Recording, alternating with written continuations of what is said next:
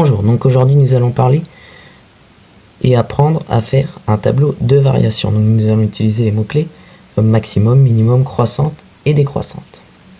Donc, un tableau de variation se présente comme ceci. Donc, en haut, l'axe des abscisses et ci-dessous, l'axe des ordonnées. Donc, nous allons commencer en mettant le nombre de départ qui est sur l'axe des abscisses.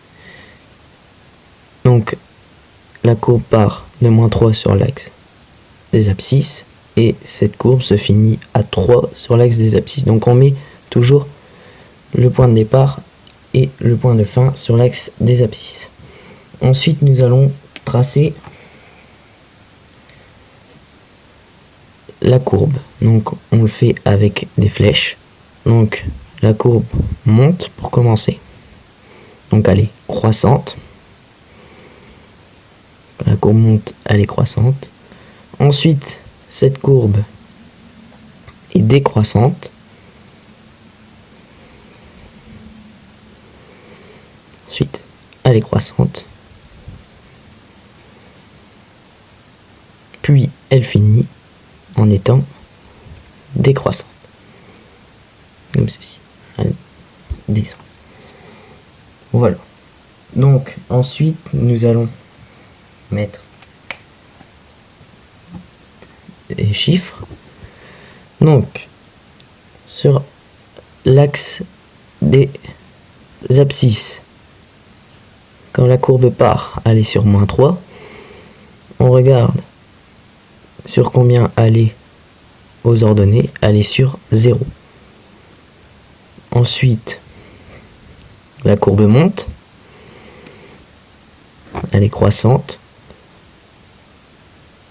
et on regarde au moment où elle est à son apogée, donc à son maximum. Cette courbe est à son maximum en 2 en ordonnée et en -2 en abscisse.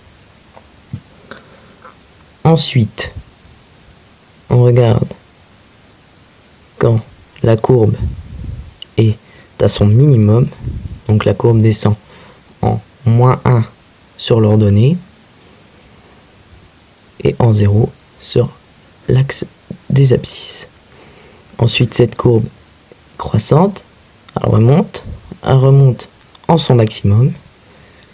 Donc on regarde sur l'ordonnée, elle est à 2 et sur son abscisse, elle est à 2 également. Ensuite, cette courbe redescend, elle est redécroissante et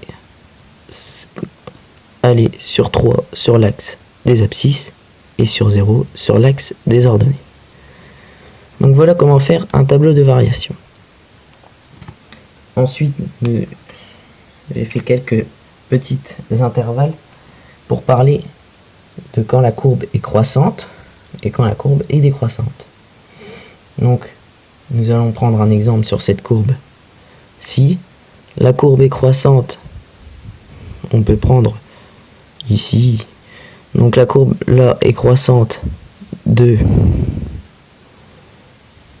0, donc on reprend sur l'axe. Donc on va tracer quand elle est croissante, donc voilà, là c'est la partie sur laquelle elle est croissante. On regarde ensuite sur l'axe des abscisses, donc à 0, jusque à. Ensuite, un exemple quand la courbe est décroissante. Donc la courbe est décroissante d'ici, donc c'est quand elle descend, jusqu'ici. On regarde sur l'axe des